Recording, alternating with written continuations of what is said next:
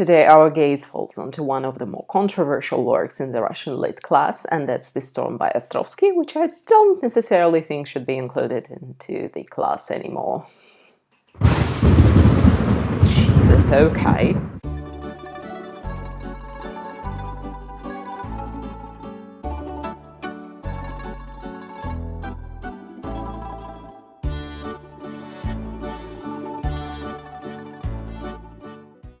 Alexander Ostrovsky was born 12th of April 1823 here in Moscow in the Zamoskvorechi district, at the time occupied by the merchant class. His father worked as a civil servant, also practiced law and worked in court. Alexander himself got a pretty decent education. He was sent to the first Moscow gymnasium, where he already shown aptitude towards literature and theater specifically. 1840, at his father's insistence, he went to the Moscow University to study law. However, he skipped classes to go to theater, so he was expelled in 1843. The same year, his father got him a job as a clerk in court, where he would spend his time kind of making notes about the most interesting cases that would later feed into his plays. He met his wife Agafia 1846. She came from a merchant family, however was uneducated, and by all accounts Ostrovsky was the one who taught her to read and write. She was, however, his most trusted confidant. He would consult with her on most of his work. She also gave him 4 children, and by all accounts of his contemporaries was an incredibly warm presence in the home. Ostrovsky's first sketch story was finished 1847 and was published in one of the Moscow papers, thus making him officially a writer. 1849, Ostrovsky wrote one of his most famous plays, Bankrupt, where a merchant decides to proclaim bankruptcy in order not to pay out his creditors, but in turn is duped by his daughter and her husband and ends up in jail. The first reading happened at a salon of a historian Pogodin and was attended by an already famous Nikolai Gogol. By some accounts, Gogol described him as an inexperienced writer, but an incredible talent already shone through. The play was published 1850, but was quickly pulled because the Tsar Nikolai II received multiple complaints from merchants who believed that the play was portraying them in an unfavorable light. The Tsar also had Ostrovsky followed, and in 1851, Ostrovsky was fired from his job as a civil servant, and from this point on, he only was a writer. His first play made it to stage of the Mali Theatre here in Moscow in 1852. Ostrovsky was incredibly passionate about it. He would rehearse with the actors to help them inhabit the roles better. It is also stated that later on he would always be at the theater when his plays were on stage.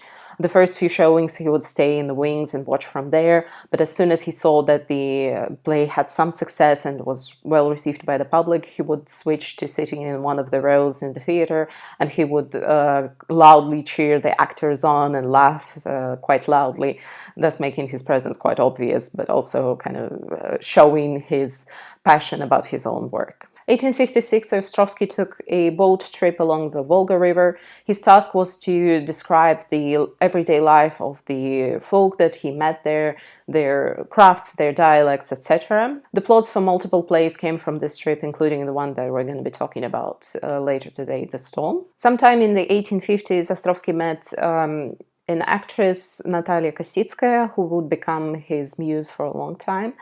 There are differing accounts as to whether or not they were involved or not. Apparently, he was quite in love with her. She was maybe not so keen.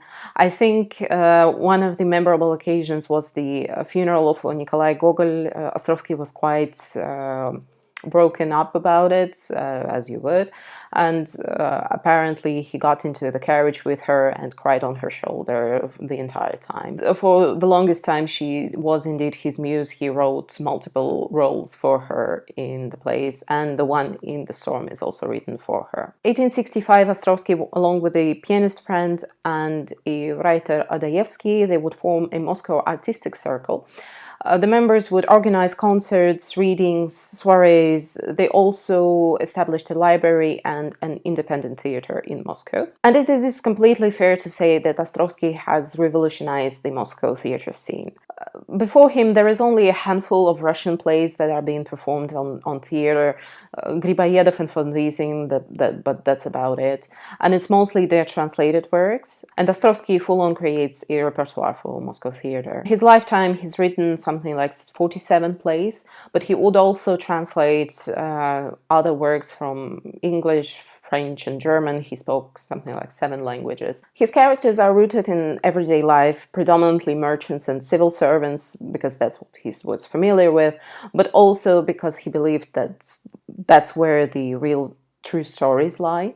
In late 1860s, influenced by the times of trouble in Russia, he would also write a number of historical dramas, and the critics say that his characters changed accordingly. And he continued to write for the next 2 decades. He died 1886 from a heart disease. Ostrovsky's influence on the Russian literature and theater specifically cannot be diminished. Simply the sheer number of plays that he's written in his lifetime should be a good indicator as to why he's called the Russian Shakespeare or the Russian Molière. But his characters and themes also do resonate with the public of his time, but also up to this day. He wrote in the style of realism. His plots come from life and from the everyday life of people, thus they are familiar to us, and his characters are colorful and memorable. He uses the popular at the time, the symbolically meaningful names. For example, in the play Bankrupt that I've already mentioned, the main character is called Samson Silich Bolshov, which translates into Samson Power Big.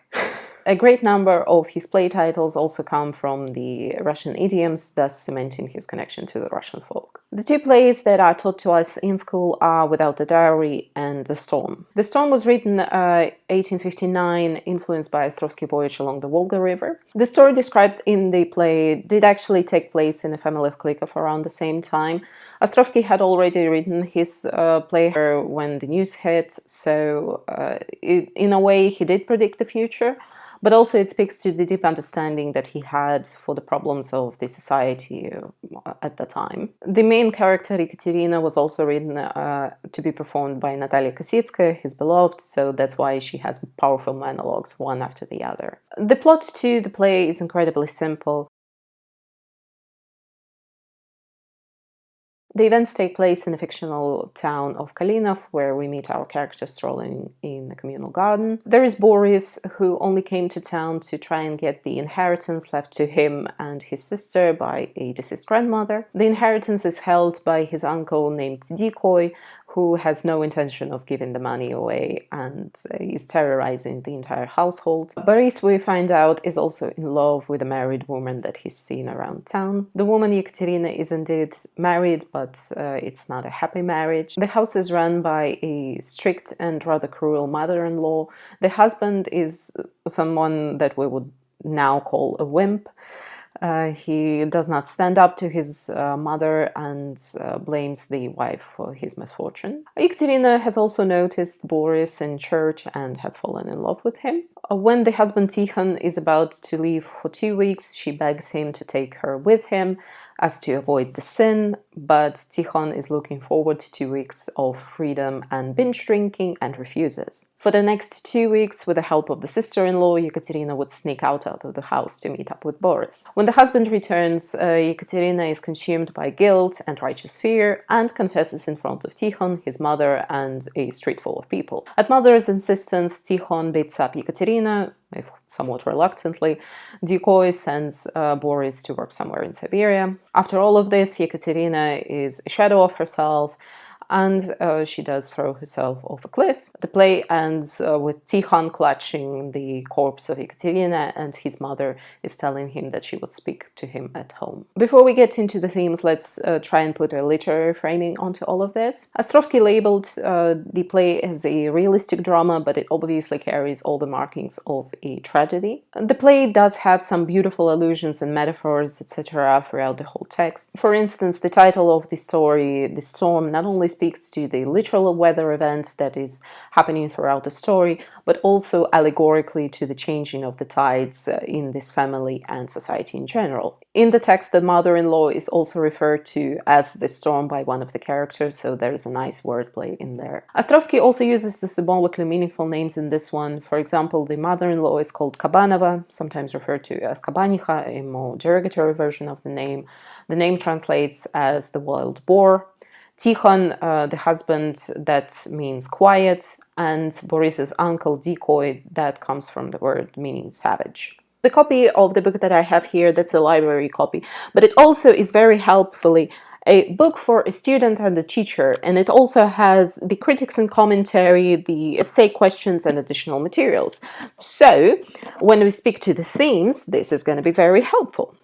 This particular one came out in 1997, but the school curriculum doesn't change that often, so it could have been used during my time in high school as well. And quite helpfully, it also has the take on it that I hate. There is a classical reading of the play that came from Ostrovsky's contemporary, the literary critic named Dobrolyubov. He's written a lengthy piece about it. I tried to get through it, it's in here, it's impossible. But the main point is this. The play presents a conflict between this old society that is set in its ways, that is cruel and thoughtless, that he's called the Dark Kingdom, and Ekaterina represents this newborn generation that is full of hope, that is intelligent, and in a way revolutionary. And thus he dubbed Ekaterina the light in this darkest kingdom. And that's a phrase that every pupil knows. With 200 years of perspective, we cannot say that he was completely wrong with this assessment. The play does present this change in the society where the younger generation does not want to follow the rules blindly, and the older generation being stuck in its ways, imposing their ideals and principles upon them because they hold the power. Does sound somewhat familiar. Where I would disagree is his view on Ekaterina. The play gives us a few young characters. For example, there's the man called Kuligin who wants to install lightning rods but does not understand how they work, but also seeks funds for the invention of perpetuum mobile. There are Tikhon and Boris, interestingly very similar characters, both very much under the control of their older relatives, but unwilling to stand up to them even for their beloved Ekaterina. There are two almost identical scenes where she asks them to take her away, otherwise something terrible would happen. They refuse, and something terrible does happen. There is a sister-in-law who pushes Ekaterina to pursue Boris. She sets up their date, and in the end she runs off with her own lover, a kind of rebellion against Ekaterina's fate. And there is Ekaterina. Ekaterina is idle. She does not have any particular interests. She does not have any hobbies. She doesn't do work around the house. She doesn't have children, another point of contention with the mother-in-law, but she seeks freedom. There is a famous monologue of hers where she wonders why she cannot fly away like a bird. And yet, there is no particular image of what her happy life looks like. She brings up a memory of her childhood where her mother would let her do anything she wants, she doesn't do any work around the house, and in the evening she would listen to stories told her by travelers. Sister-in-law even calls her out on it, saying, hey, you have the same thing here, and Ekaterina responds, no, it does not feel the same, I feel caged. She also says that she used to love to go to church and pray, but now instead of prayers, all her thoughts are consumed by the desire to be held in a lover's embrace.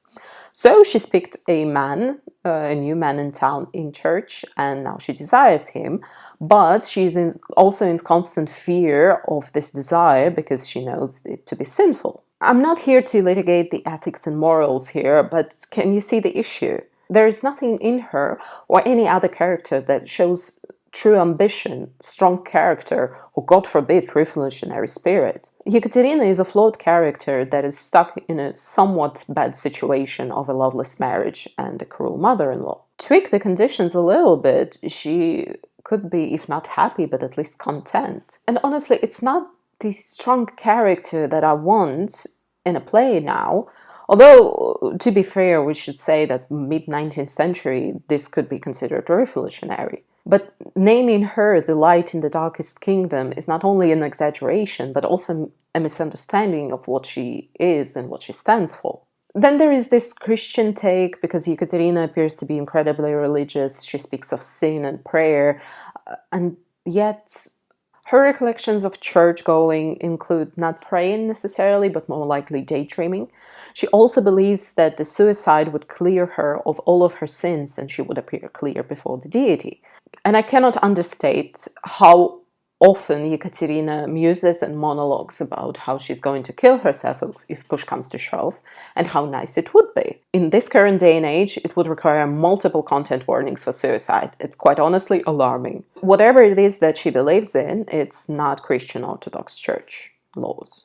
And it honestly feeds quite nicely into themes of the facades versus the actual truth. The arc of the older generation, and the mother-in-law specifically, is all about keeping up the appearances and not actually doing what you believe in. When Tikhon leaves, she tells Ekaterina that she should be weeping on the doorstep for 90 minutes because a loving wife would do so. And obviously, when questioned why love should be displayed in such a manner, she dismisses the question and basically says, such is the way. It's all about rituals without meaning behind them, actions without feelings, appearances without sustenance. We're presented with the two representatives of the older generation seemingly following the Domostroy laws,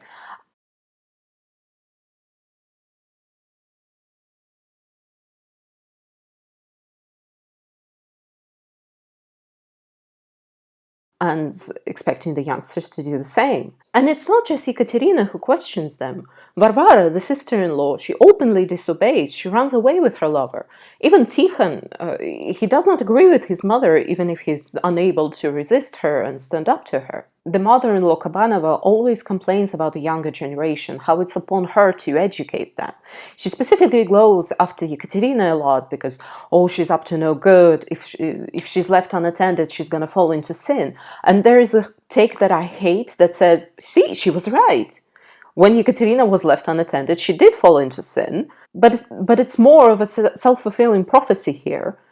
If left alone, maybe Ekaterina and Tikhon could have worked it out, and it wouldn't have come to the affair and suicide. Because when you look at it, Ekaterina falls in love with Boris after seeing him once, so at best she's fallen in lust with him. The only conversation that we have of them is when they first meet that first night, and it's completely dedicated to how he's ruining her and how she wants to die. And it all feels like an excuse, a reason to break this old life of hers. Ekaterina confesses. Nobody suspects her at that point. She hears the thunderclap, she gets scared and blurts it out.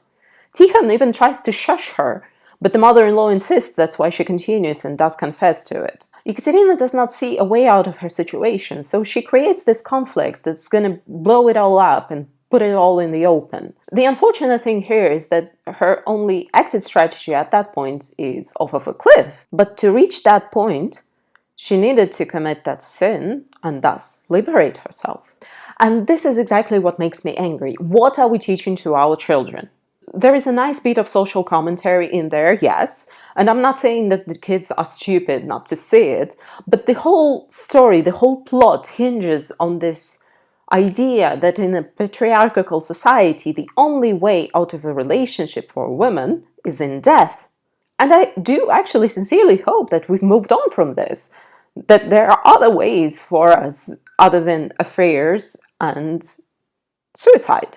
There is no proper communication happening between the characters. Nobody's talking, nobody's listening. And while there is some worth in showing the negative examples, I think we would be better off showing the good ones, especially since the societal conditions have changed enough that this is not a relevant example anymore. The two plays that are taught to us in school end up with women committing suicide because they have no other way out. Ostrovsky has 45 other plays to choose from. Pick something else. The old-timers would tell you that the play is still incredibly relevant, but it requires so much deconstruction to be relevant that I don't think it's worth it anymore. The themes might still be relevant. The generational conflicts have not gone away, but the carcass that the play is sitting on is outdated beyond belief.